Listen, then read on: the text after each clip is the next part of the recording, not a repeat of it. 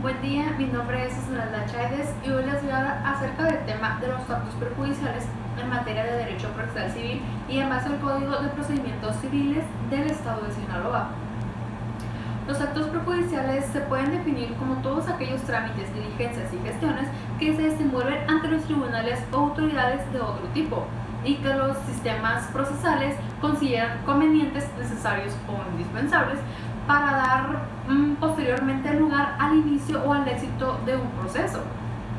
Nuestro Código Procesal Civil establece un capítulo especial para los llamados actos preparatorios o actos perjudiciales, que se componen del artículo 192 al artículo 256, en los cuales se establecen los medios preparatorios del juicio en general, consistentes en trámites, peticiones o diligencias que van tendientes o encaminadas a preparar un juicio anterior o posterior conforme a las indicaciones del Código Procesal Civil, exigiéndose establecer al tribunal dos aspectos de gran importancia, como lo son el motivo por el que se está solicitando y el litigio que no se pretende seguir. También tenemos los medios preparatorios de juicio ejecutivo, que nos permite perfeccionar o confeccionar un documento especial denominado título ejecutivo, que dada su clase y calidad da lugar a los juicios ejecutivos que permiten la ejecución forzosa mediante el dictado de auto que con efectos de mandamiento para que desde el momento de la admisión pueda ordenarse el requerimiento de pago y en caso de negativa el embargo de bienes para garantizar las prestaciones reclamadas y el emplazamiento a juicio.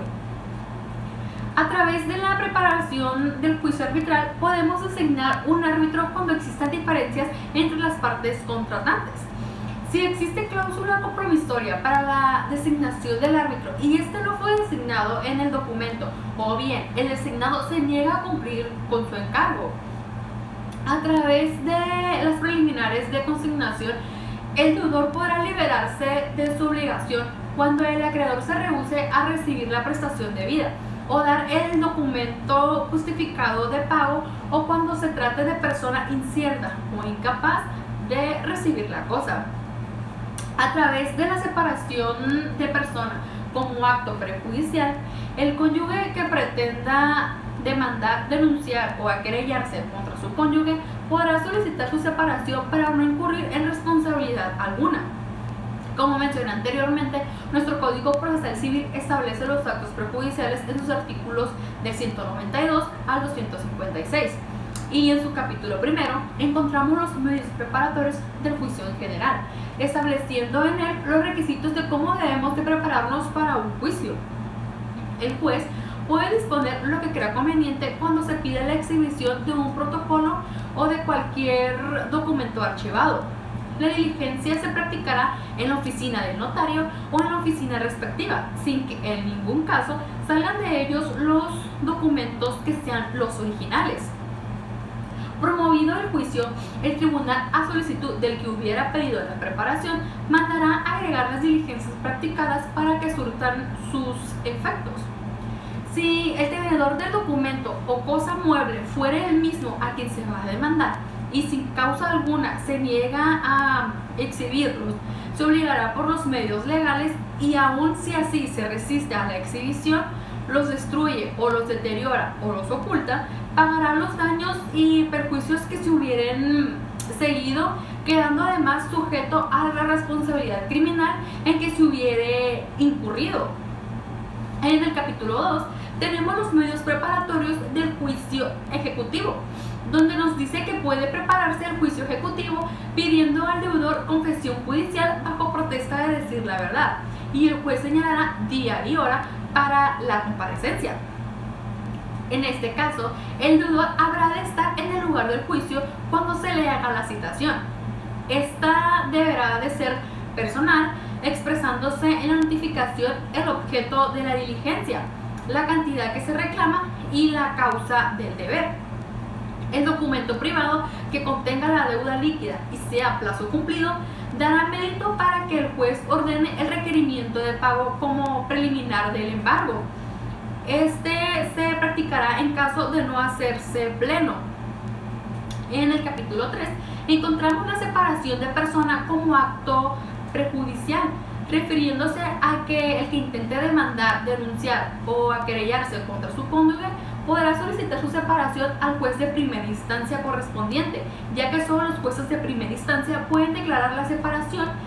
a no ser de que por circunstancias especiales no pueda ocurrirse al juez competente. Pues entonces el juez del lugar podrá decretar la separación provisionalmente, remitiendo las diligencias al que sea competente. Esta solicitud puede ser escrita o verbal, en la que se señalarán el domicilio para su habitación, la existencia de los hijos menores y las demás circunstancias del caso, si es que las hubiera. El juez podrá, si lo estima conveniente, practicar las diligencias que a su juicio sean necesarias antes de dictar la resolución. Presentada la solicitud, el juez, sin más trámite, resolverá sobre su procedencia y, si la concede, dictará las disposiciones pertinentes para que se efectúe materialmente la separación, atendiendo las circunstancias de cada caso en particular. El juez determinará la situación de los hijos menores atendiendo las circunstancias del caso, tomando en cuenta las obligaciones señaladas en el artículo 165 del Código Civil y las propuestas por los cónyuges.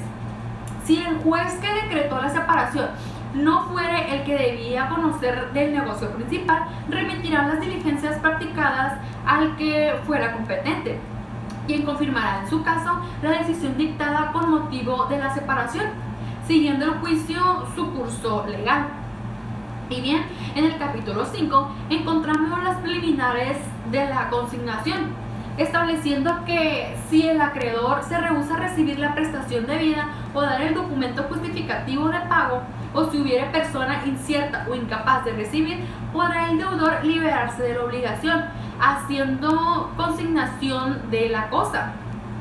Cuando el acreedor no haya estado presente en la oferta y el depósito debe ser notificado en las diligencias, entregándosele copia simple de ellas. Tratándose de consignación de dinero, el deudor que la promueva deberá acompañar copia de su escrito para concederle traslado al acreedor, a fin de que en plazo de 3 días exprese lo que su derecho convenga.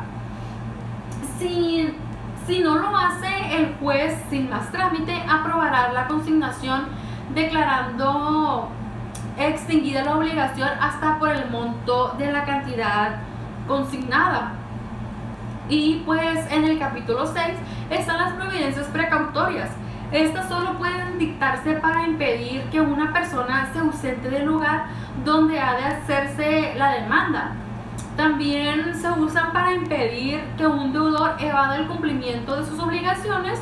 o el resultado del juicio que se ha promovido, y para asegurar el éxito de una acción que se fundó en título ejecutivo,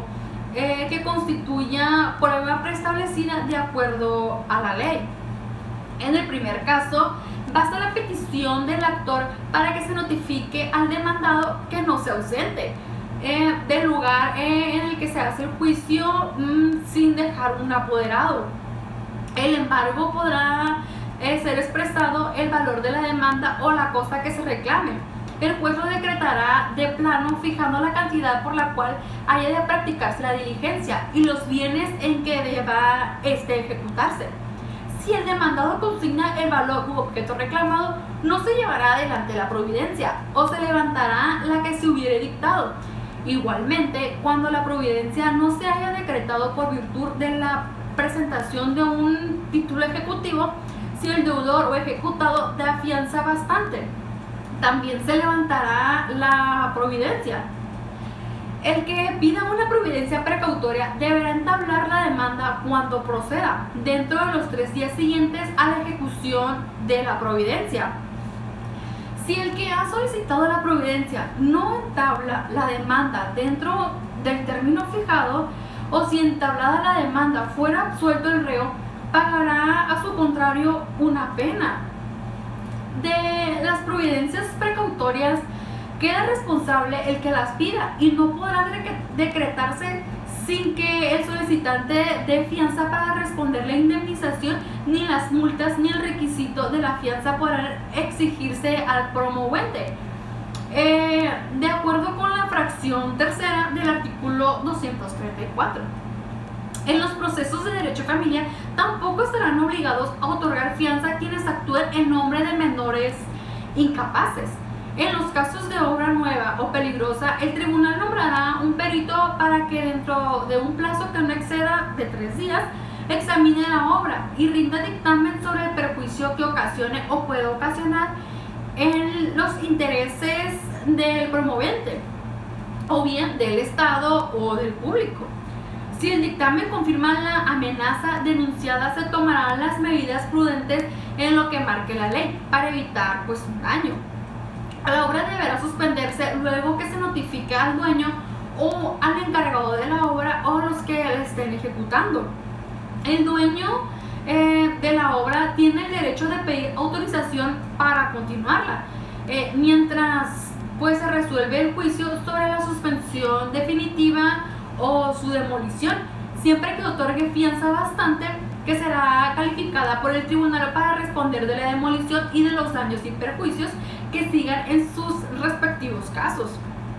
La persona contra quien se dicte una providencia precautoria puede reclamarla antes de la sentencia definitiva. Igualmente reclamará la providencia un tercero cuando alegue que los bienes secuestrados o parte de ellos le corresponden en propiedad o por lo menos que los posee legalmente.